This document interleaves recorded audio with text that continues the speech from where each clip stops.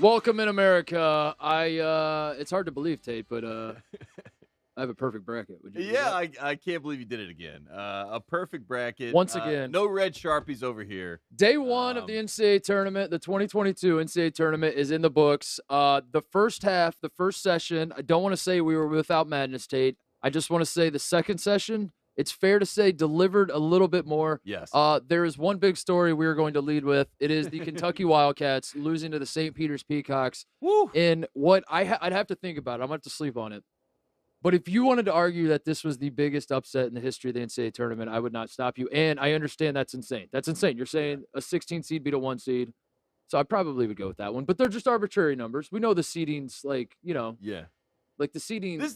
I mean, UMBC obviously was the most shocking, of Yes. course. But they didn't have their best player, The DeAndre context, Hunter. Yes. Virginia did not have their best player. Yes. UMBC had a guy in Jarius Lyles who was a bucket getter, guard. Like Also, NBA. when you go back and look at that game, I'm not pretending like anyone saw that coming, but like it sort of makes sense to be like, yeah, you have this guy that was just like shredding Virginia, and they didn't have their best defender. That makes a ton of sense.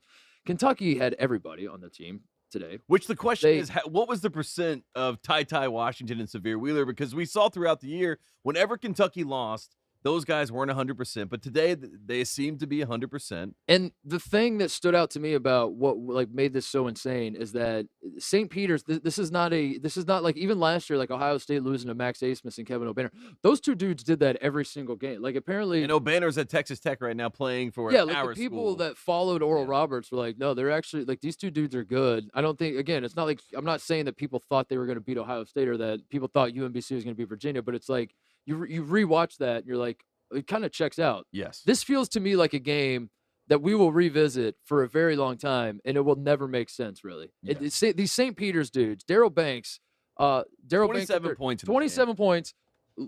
God bless him. He's going to remember this game for the rest of his life. This man averaged 11 points a game this year. This is not like this was not a case of this man came into this game averaging 22 a game. Like St. Peter's wasn't much, but they got this one dude, this little guard that can dribble around out there and get shots off, and Kentucky's going to have their hands full with him. Nobody on St. Peter's was on Kentucky's radar, and from an individual standpoint, I don't even think St. Peter's team was on their radar. It was. I don't know how else to describe it. I mean, it was like some were calling it the Tony Delk game because Tony Delk famously, averaged like 11 points per game, and then in the tournament, I think he had 27 points in a game. So a lot of people were like, there's the one example that we have correlation point that we can point to. But like you said, this is beyond the realm of anything that we thought was possible. If Daryl Banks goes on to a long NBA career, I will walk this back and be like, you know what? It all Tony checks out. and goes 16th in the NBA draft. I don't think that's going to happen. This man that's what's insane is St. Peter's is not a team that was lighting it up offensively all year. They shot 53% from the three-point line, Tate. They shot 51% from the field. They shot 86% from the free throw line. Yeah. It was. This is what. That's makes with Defo missing some crucial free throws at times. You know what I mean? This is what makes this event so fun. Is that it's a one and done mentality. Kentucky. So this was a horror show for Kentucky. Oscar Tshiebwe is the only guy that really showed up. Which credit to him, by the way, because what's going to happen, and I'm going to call my shot, is Oscar Tshiebwe is going to win the National Player of the Year awards. Yep. And the college basketball community that doesn't really pay that much attention, and a lot of people that do pay attention, which is sad because that really sucks that you're paying attention. You're still going to feel this way. Are going to think that Oscar Tshiebwe did not deserve the award because his team lost. He lost to St. Peter's. This man had 30 points and 16 rebounds in 43 minutes. I mean, he literally did not come off the court. He was doing everything that was in the realm of possibility. Just needed a little bit of help from the guards, a little bit. And literally the only other player on Kentucky that's in double digits is Severe Wheeler, who has 11. Ty Washington was nowhere to be found. He hit one big three late, but that was pretty much the extent of it. This Kentucky team, if anything, this should embolden the campaign for Oscar Tshiebwe because you can see what this team is. Right. I mean, right. I know, exactly. Him, yeah. You know what I mean? Yeah. Like look at what if Kentucky didn't have Oscar Tshiebwe. Imagine what happens today. You had Kentucky. Is that right? You had them in their Elite Eight. That's embarrassing. I had. I mean, Where did you have them? Oh my gosh, dude! I had, to be honest, this is serious, and I really don't want to make it a big deal because like I don't want to be the guy that talks about his brat. Like no one really cares, but like in all honesty, I did have St. Peter's in my other bracket. You did. Yeah. I did. I did have St. Peter's. In your ESPN bracket. I did. You had it. Yeah. I did. What can I say? I called it. I didn't know that this many people there was so much stock in the bracket pick. I didn't either. I had no idea. We've seen a lot of vitriol. I mean, the Arkansas fans come to mind. Arkansas. The Must Bus was created on this program. Not this specific program, but on a program that featured the two of us. I don't know. It might 4 have or been 5 this years program, ago. dude. It might have been. What was also when they didn't even know this man's name when we were talking about the Must Bus. He was on a different school, and, Sister Meme was going up against Mariah Musselman. We know the Must Bus, okay? Yeah. That's all I want to say. And we don't pull against the Must Bus, but the vitriol, dude, you know what? led me to pull against them. It's yeah, I don't know. And it's all over brackets, which is dumb, fun, and today we learned a lot of lessons, which is nobody can predict anything in the NCAA tournament, which is the whole point of the tournament. I thought here's the mistake I made. I thought that the people that listen to the show, watch the show, follow the show, follow me on Twitter, follow you on Twitter, whatever. I thought people enjoyed the madness, and we're like, this is the whole point of this show, the whole point of this sport. Yes. Is that it's insane. It makes zero sense. That's what we try to highlight. We're obviously not doing a good enough job because that's what we're trying to highlight is this sport is batshit insane. It makes no sense. If it made never sense, makes any sense. Would Duke beat UNLV in 1991? No. Would Carolina beat the Fab Five in 1993? No. Tate, if I knew who was going to win in March in this NCAA tournament, I promise you, I like you a lot. I like all of our crew a lot. Jim could go either way on day to day. Love you, Jim. If I knew who was going to win these NCAA tournament games, I swear to God, I would not be doing a fucking college basketball podcast. Yes. I would be on an else. island. I would own the mystery. I would own the entire Caribbean because I would just be betting on it. You'd be Haralabob of college basketball. But enough about that. Who cares about us? Let's talk more about Kentucky because that is. I guess that's my point though. That to bring it full circle, I picked Kentucky to win the national title in my bracket. The moment I wrote Kentucky down to win the national title, I did not think about it again. I did not care. It was like, I don't know, Kentucky, who cares? I have now received a bunch of it's not just strangers on Twitter. It's friends and family are like, "Are you okay? Yeah, are they're you reaching okay? out. I saw your checking bracket. in. I'm like, are you? Kentucky lost, dude. It was a 15 seed to beat a 2 seed. We're celebrating. This is amazing. Yeah, this is hilarious. I had to deal with this last year. I had to deal with this live on the air. I facepalm on a television because my team loses to a 15 seed. This was one of the biggest wins in the history of Ohio State basketball today. Yeah.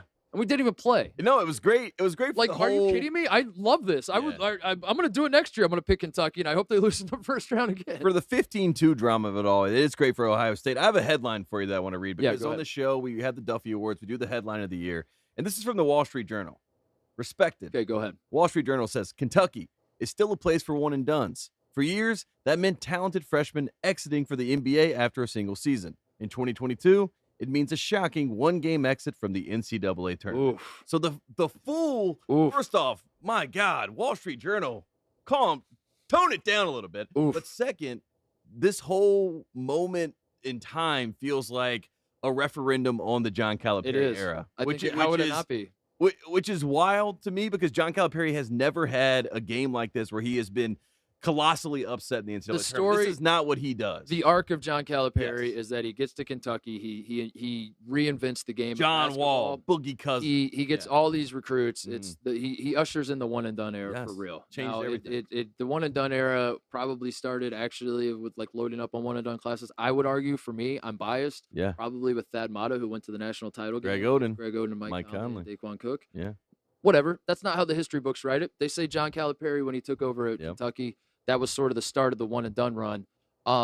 He has a great run, Tate. 2015, something happens. Yeah. 2015, he gets a little too much hubris. 2015 is it's no longer about hanging banners in Rupp Arena. It's about getting guys drafted. It's about being there in the green room, shaking hands. It's about Kentucky basketball, Instagram putting out graphics of all the max contracts. Yes, John $3 billion in NBA contracts, in case you were wondering at home. So the way he's coaching that team that year is he's not coaching to win games by the biggest mark. He's not like, I'm trying to maximize our chances of winning. I'm trying to get all my guys drafted, and also because I know along the way the winning's gonna take care of it. It was it was the tortoise in the hare. Yes, and he was just hopping around like, I'm gonna win this race no matter what. I can do anything. And his hubris caught up to him and bit him when he played a Wisconsin team that was very talented, very good, very deserving. NBA was not a fluke. Wisconsin's a very, very good basketball team.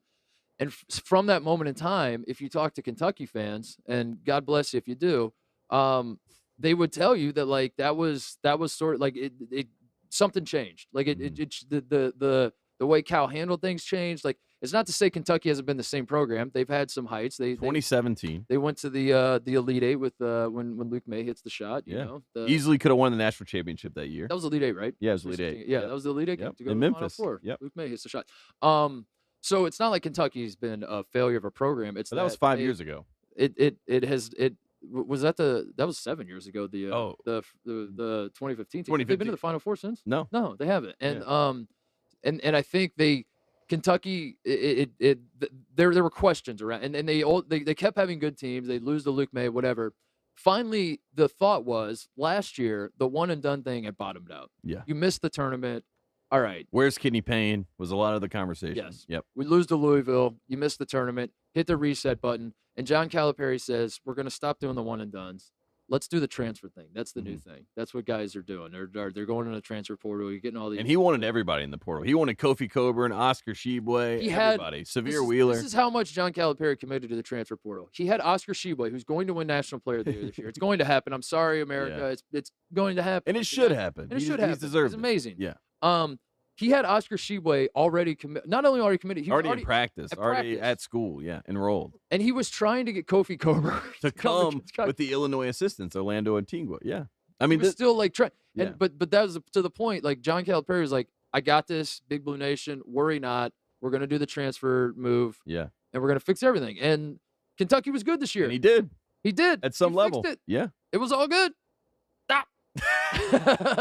And just like that, it's gone. And now I think it's fair if you're a Kentucky fan. Certainly, John Calipari's got to be going home tonight, thinking like, "Where the hell do I go from here?" Every single Kentucky fan is certainly thinking, "I mean, this man has a lifetime contract. Yeah, we're gonna have to do it." In the lifetime. How do you get out of a lifetime contract? How do you get out of a lifetime contract? The lifetime contract, which we've looked into, is apparently 10 years. So. I guess I don't know how to quantify, or qualify that in any way other than to say that John Calipari is not going to be there for the rest of his life. And I think we saw it in 2019, going in 2019-2020 season. We were at the CBS Sports Classic. Ohio State beats Kentucky. Yeah. John Calipari says in the press conference that Ohio State's the best team in the country. That was his way to kind of ruined our season. Absolutely evil of him. Evil of him to do that. But when he did that, there were a lot of Kentucky fans in the building that I talked to, some high-profile ones even, that said, we got to get over Cal. We got to get past Cal. Yeah. And then from there, Kentucky, no tournament. 2020, no one has a tournament. Last year, you win 9 games. Yep. So now we're back-to-back years of one, we don't have a tournament, 2. Wow, that's a bad taste in our mouths. And then this, St. Peter's. Kentucky fans are irrational to a fault, but they also are right because they are the best program in college basketball based on the numbers. If this Kentucky team would have lost in the Elite Eight and quadruple overtime at the buzzer, they would have been like. So now not the exact same, but like the exact same thought of like, are we sure Cal hysteria? Can do it? Yeah, that's what I'm saying. Now it's. Now they're not wrong. You know what I mean? Exactly. Like in 2019, I was like, man, this is irrational. You guys, what are you talking about? But now you're like, I guess they have the conversation, or at least John Calipari has to be thinking to himself, what can I do to win favor again with this group of people, because they're going to turn on them fast. I don't think this is the biggest upset, and for what it's worth, I don't even know if UMBC, because the parity of college basketball in this era is a little bit different. Is different than it was back in the day. So like I don't you can't compare. As Coach Holloway said after the game, he said, I got a lot of guys on my St. Peter's team that believe that they should be playing at Kentucky. Right. You know what I mean? And like there's a lot of that in college basketball. There's a lot of that. Especially the transfer portal where and they might be next year. John Calipari might get that. He might get the entire team. Butch Lee's son is on the team for St. Peter's, and obviously Cal has a great relationship with Butch Lee. If you don't know, the 1977 MOP from Marquette. Had 4 points and 4 assists for him. Yeah, there you go. I mean, that's what I mean. I mean, so I don't know. When you look at this in a vacuum, it is obviously shocking. We still haven't really processed that it happened, but moving forward, it'll be interesting to see how much that hysteria amongst the Blue Bloods, amongst the Kentucky fans, actually leads to actionable items, because Cal last year like you said, made all these big sweeping changes Well, there's always to address these. He's always got an ace up his. He's always had like the ace up his sleeve. He always knows. Maybe not tomorrow or the next day, but at some point he's going to get in front of a microphone in front of Big Blue Nation. He's going to be like, guys, relax, calm down. He's going to explain how he still has this. Mm-hmm. I don't know what ace he's pulling out of his sleeve. That's going to be like, here's how we're going to fix this. That's the concern, is that you've always been able to trust that like he knows what he's doing. And I say this I'm not even a Kentucky fan, obviously, and I say this as an outsider where like I even kind of believe Cal. Like I'm sure he's gonna find a way. This man has always found a way to reinvent whatever it is he's trying to do, or whatever place he's trying to do it. But I don't know where he goes from here. And we might look up and he's figured it out, and he has. Yeah. In the next 5 years, he goes to 2 Final Fours, and we're like, isn't that funny? Remember when we were saying that? Remember we said he should be on the hot seat or whatever? But it goes back that's where we're at right now. That's the feeling, and I don't think Kentucky fans are rational to feel that. I really don't. I don't think so either, because it comes down to one thing. John Calipari is selling to the people that are trying to soak up when John Calipari is selling is these young kids that are trying to go straight to the NBA. But you know what Kentucky fans don't give a crap about? The NBA. Yes. So you can keep throwing the $3 billion in contracts, and Anthony Davis won a title, and this guy's the best hot player in the league. Kentucky fans aren't watching the NBA. They only care about Kentucky. They only care if you're checking the base spot. The foundation is titles. Yes, and Final Fours. Yeah. That's it. Yeah. You get that, then they care about the NBA. Exactly. If you don't have that, none of this matters. Exactly. You have to have the foundation. You have to have what we actually have care a about. meat to your sandwich. Yes. You have to have meat on the sandwich. Yeah. Yes. I mean, unless you don't eat meat, and then unless you're vegan, in which case, do what you gotta do. If you're no carb, then you have no buns, and you do what you gotta do. And there you go. So yeah, I don't know where Kentucky goes from here. I don't, no disrespect to St. Peter's, but that's the same thing too. Is because the next question is like, all right, we watched St. Peter's beat Kentucky. Does this mean St. Peter's can go on a run? I'm not going to say they can't. I thought Kentucky would obviously win the national title. Don't listen to me. I'm a freaking moron. What the hell do I know? But this St. Peter's team, I guess this is why, to me, this was such a shocking upset, is because even watching this tonight and looking forward, St. Peter's doesn't feel like a team that's built to like do what Oral Roberts did last year, or Florida Gulf Coast, or like they don't.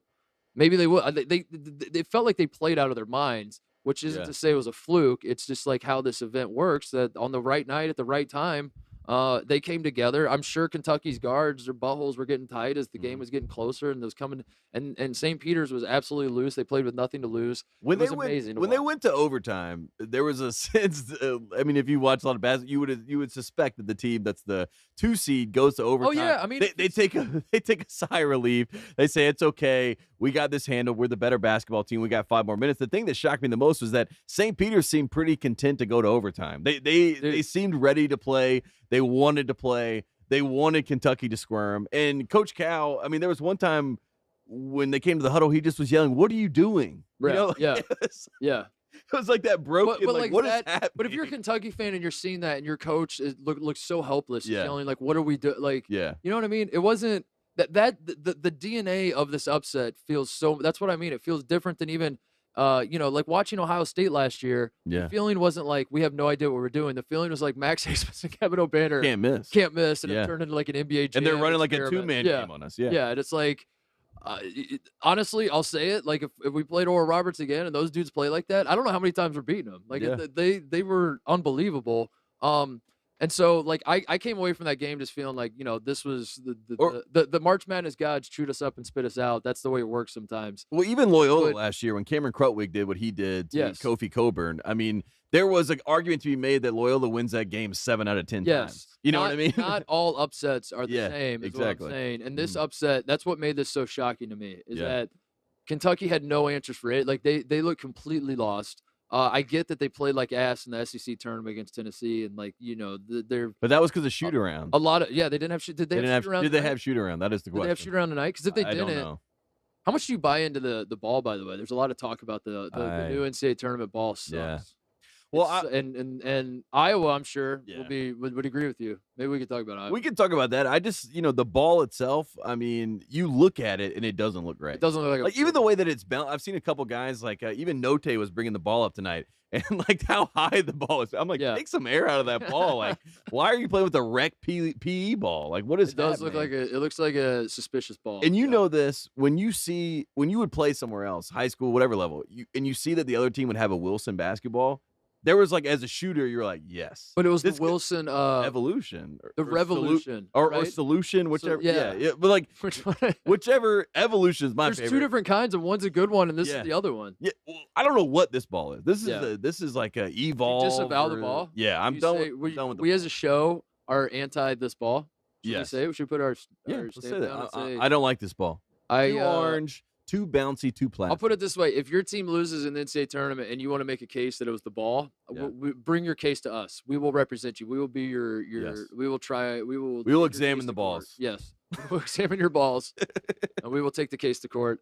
Let's talk about Iowa a little bit. Yeah, please. Talking about a team that probably does not like this new Wilson ball. 6 for 29 from the 3-point line.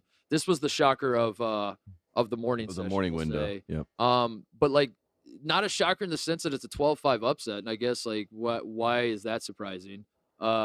Seed wise, shocking because Iowa was very hot. Iowa won the Big Ten tournament. Iowa not just won the Big Ten tournament, but going into the Big Ten tournament they were hot.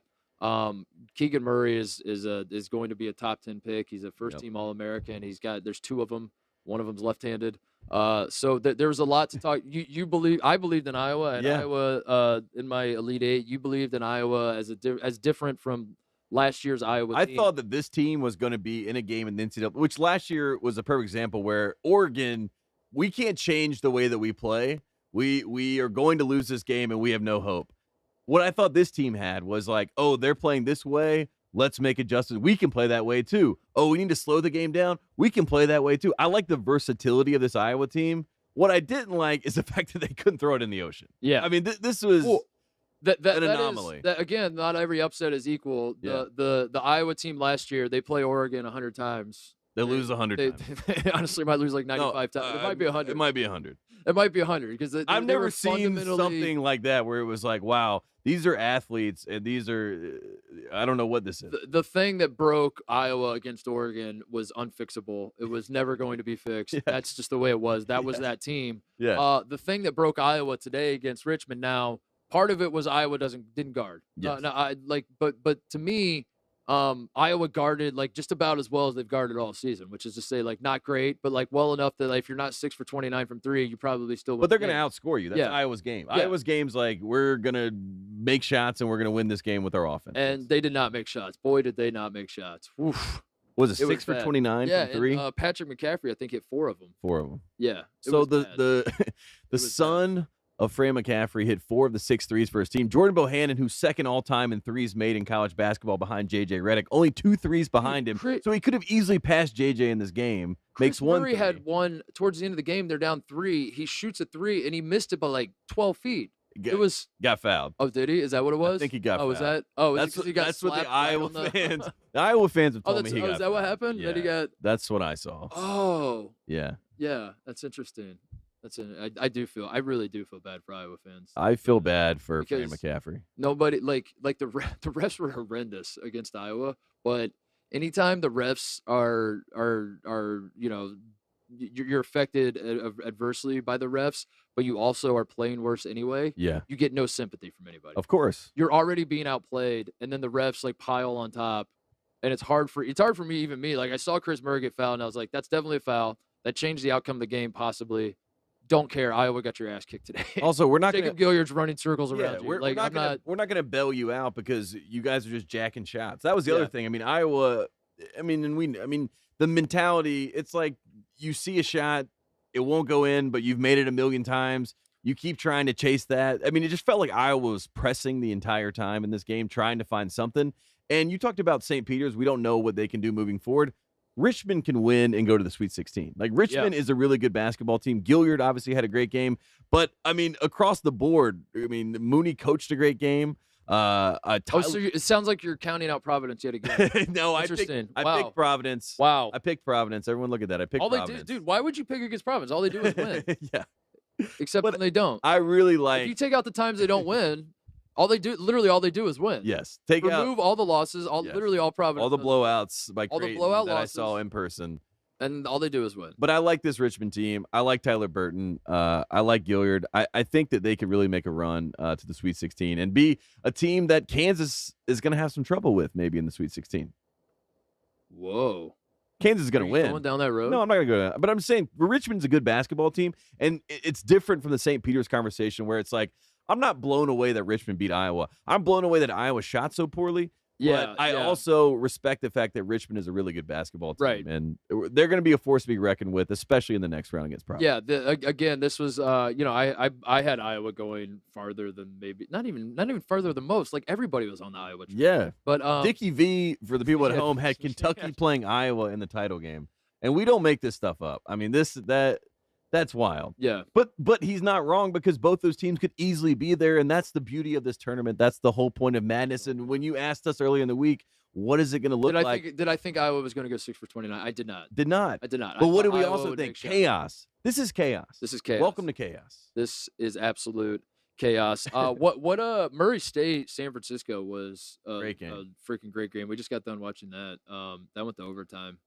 Bouye 36 points in this game. Jamari Bouye for San Francisco. Yeah, he was great. Hitting step back threes. But Murray State's got a great draw now. I mean, they play St. Peter's. Yeah. Yeah, it's blown wide open for even Purdue fans have to be licking their lip. Texas, Virginia Tech, who is red hot as well. How much does that matter? That's hilarious. Is like sometimes like the lesson learned from Iowa is that winning your conference tournament doesn't mean anything. It doesn't mean you're hot. Yeah. Meanwhile, Tennessee is freaking rolling right now. Tennessee's like Tennessee might have been the most impressive team of the day. I was going to say, like, if you shut me down today and said, based on what you've seen and what you know about the teams that are going to play tomorrow, who's going to win the national championship, I'd say Tennessee. This is why wild. I want to pull my hair out and I go freaking crazy dealing with people because they're like, why would you bet on Iowa? Like, the conference tournaments mean nothing. That Iowa, just because Iowa was hot going into the tournament, that doesn't mean anything. And you're like, dude, Tennessee, like Oregon State last year, they went to the Elite Eight. They won the freaking Pac-12. Shout out to Bud Ossie. What a run. So it goes either way. Just it's a coin flip. You're supposed to try to make sense of all that. Not to mention Richmond won their tournament. Where was I going with this? Because Virginia Tech, the bottom half of the East is now blown wide open because Kentucky, I think. Whether you had them winning the national title or not, I think a lot of people would have expected Kentucky. They were pretty much penciled they had a into pretty the Elite safe, Eight. Yeah, pretty safe path. Of all the paths to Elite Eight, Kentucky's was up there. It's like you can't, as Trent Dilfer told us, you can't lose games in the NCAA tournament. And expect to win. Yeah, I mean that's pretty. I mean that whole. if you're the defending champs, you're Baylor. I mean this is a welcome. I mean the East has been chaos. UCLA. Almost loses to Akron. I mean, Tiger Campbell. St. Mary's. What an amazing performance. I should walk back Tennessee because I think what St. Mary's did to Indiana, and Randy Bennett had the classy guy, Randy Bennett. Yeah, love Coach Bennett. To have the class to point out that Indiana goes into the first 4 game. They can't. Indiana, I don't know if you're aware of this. After they win on the first 4, Tate, they get sent the wrong plane. Like they can't even fit on their plane to go to Portland, so they have to wait for a new plane, and then they fly across the country to Portland. And it was this whole like traveling mess. So the NCAA is chartering these flights. Yes, and that's mistake number 1. Not to say that Indiana was going to beat St. Mary's, but it made it a lot worse. And Randy Bennett even brought it up he's like, that's kind of bullshit that they had to deal with all that. But removing all of that, and Colorado State also had Colorado State had an issue as well with their. But removing that, and I'm only saying that because Indiana fans want me to say that they probably had tired leg. Whatever. Yeah. Point is, my bracket wants you to say that. Even in spite of all of that, St. Mary's still looked incredible tonight. Yes. Like, no matter how much you want to factor in Indiana's tired legs and travel problems, St. Mary's was like an anaconda, just like slowly. There were 3 teams to me. How do anacondas work? They twist. They suffocate. They suffocate. Yeah. Is that it? That's the cause of death if they just then they eat you. Dude, that sucks. Yeah, it's not cool. Sometimes they eat you and let you suffocate inside. Oh my god. Yeah, you don't want to see that. But today, when I look at the top teams, the ones that stood out to me, obviously we talked about Tennessee. Obviously, Kansas. I mean, looked great in their game, but again, you're going against 16, so it's hard to really get a gauge on it. St. Mary's looks like a Final Four team, and we have to say that because look, it's the highest they've ever been seeded at number 5. They got the kiss of death. Is you saying St. Mary's the Final Four team now? I'm just saying let's give them their due that they are playing. Like okay. We'll put it this way: if UNC pulls off the upset against Baylor, And you have to pick between playing St. Mary's and UCLA. Who do I want to Who play? would you rather play if you're Carolina? UCLA. You believe that? You truly believe I think Carolina has a better shot against UCLA. I think I agree. Right? I just was, yeah. I think they would lose to both, to be honest with you. So, it's kind of like it's an anaconda or a viper. Yeah, whatever you're going to pick, it's not going to be good in the jungle. But I really think the St. Mary's team, we saw what they did at Gonzaga, obviously, in the regular season. I think that they have a real shot. And with Kentucky being out, it really opens the gates for them. Yeah. Arkansas, a big win over Vermont. That was, honest to God, I picked Vermont to win, Tate. Yeah. So it's I'm not trying to take credit, but that was about how the game. I thought the game was gonna go. Yeah. I thought Vermont would hang around. If Vermont could make some free throws, I saw Vermont maybe making one or two more plays and pulling it off. They did not. Yeah. Arkansas moves on, which somehow somewhere along the line people think we're upset about this. We're not. Again, we're happy for Arkansas. The Must Bus. Yeah, we love the Must Bus. Dude, do we have the hardest job? Should we just every post game, every post we just cry? We just try to, yeah. I think it's just a day one thing because people fill out their brackets and then they listen to us, which again is if you listen to the show, you should know not to listen to us. Exactly. For God's sake. Yeah, fade us. Fade us. That's what we ask. And then on day one, everyone is so stupid that they believe that they actually think they're going to care about their bracket also the entire run. But nobody, if you're still caring next week about your bracket, get over it. You are either a loser or you're actually on fire with your bracket and or you're Joe Lenardi or something. Yeah. And I'm like, nobody that's cares. your job. That's your job. That's how it works. We tear it up on day one, and I think so. People just give us shit on day one. There goes my bracket. Here's all I know. My alma mater is still in. Yep. Your alma mater is still in. Yep. We are Pac-12 guys. As far as I know, the Pac-12 hasn't lost. In fact, St. Mary's and Gonzaga have been looking good. Throw them in the Pac-12. Can we talk about Gonzaga? Can we talk about Gonzaga quickly in this first half? Yeah. Were you concerned? Because Georgia State, if you didn't see this game, Georgia State kept it close until about the 11-minute mark. It's like we said, man. Gonzaga is playing for one thing, and it is to win 6 games, and that's it. They don't care how they do it. They're not trying to. They're a little rusty. They could win every game on the last second shot, and if they win the national title, it's a success. If they don't win the national title, it's a failure. That's where Gonzaga's arrived. Yeah. Who cares what they do against a 16 seed? No, Who cares? That's where I'm at with it. I don't. They almost covered, by the way, so they got hot. No, they did really do a good job. Chet Holmgren is, dude. Yeah. Did you see his stat line? Oh my God, that's insane. My God. This guy's gonna have a quintuple double. He's gonna have 10 steals, 10 blocks, 10 rebounds, 10 assists, and 10 points, and people are gonna say, "Yeah, I'm not that impressed." Shout out to Michigan for the win against Colorado State. Yeah. And shout out to Juwan Howard for not hitting anybody in the post-game handshake line. That was classy. Kept it classy. I will say, I appreciated the broadcast did not bring it up until Michigan had I appreciated that the broadcast, what the hell is this? Is how you know Juwan Howard has the media in his back pocket. Is that I respect it. They're talking about all the things that this Michigan team has had to overcome. It was a lot of your coach adversity. hit a guy. Yeah. What are we overcoming? You're overcoming your coach hitting a guy? Yeah. It was manufactured. Getting suspended for 5 games? Sure. Silvio De Sosa, who's going to play for Chattanooga tomorrow, picked up a chair, had his life upended. Yeah. His entire life was upended because he picked up a chair. Did not do anything with it, just sat it back down. And this man, Juwan Howard, is throwing hands. Sweat. 5 games. I think it's this overcame adversity treatment. It's disgusting. It's disgusting. But shout out to Michigan. Big win for the Big Ten, though. Yeah, well, I was happy about that. Yeah. Big for the conference. Go Big Ten. All right, we'll wrap this up because not a long shelf life on these shows, but what a fun day, day one. What are your thoughts on tomorrow? Give it quickly. What are you thinking tomorrow brings? Oh man, obviously Sister Jean is the first game that we're gonna watch. So for the people at home, Sister Jean's 102 years old. We saw her and started this journey back in 2018 when they make the Final Four with Clayton Custer. Love Sister and those Jean. guys. I really thought about it. I think the best way to. Everyone's talking about the Coach K Farewell Tour. I think this might be the Sister Jean Farewell Tour.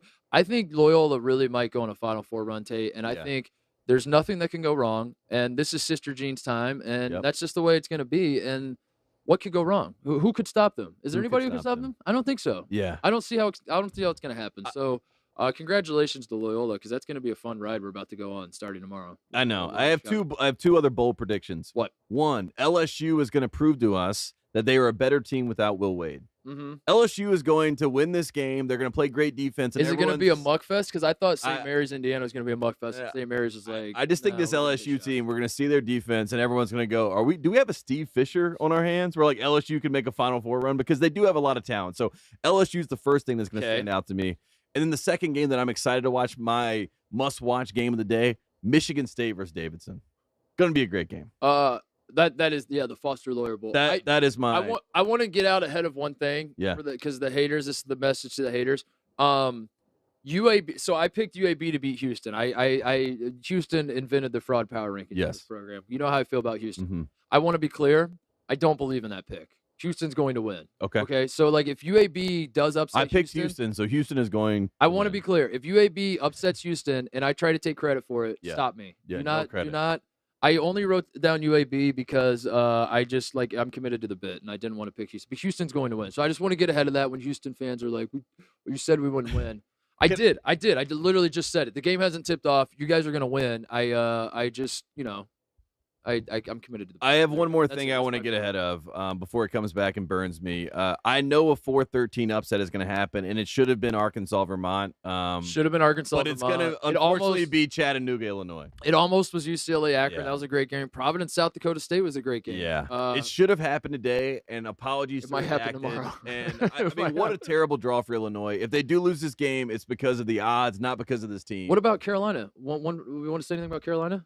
Carolina, I'll allow it. Okay, you guys... the largest margin of victory in the 8-9 game ever, 32 points. North Carolina did that. Yet the Bubble Boys told me that they were not an 8 seed. I think they must have been a 5 seed. All right, that's enough. Maybe a 6 seed. That's enough. I'm sorry. That's enough. Disrespect. That's enough. The disrespect. Beat Baylor, and then we'll let's hope we'll revisit. Please. All right, that's it. Well, we're doing live shows. If you're watching on YouTube, we're gonna be doing this every night after the games. If you're listening on the podcast feed, we're gonna be doing it every night on YouTube. So come check that out if you want. Fun day one. Day one. That's it. We'll be back tomorrow. For day 2. See you guys.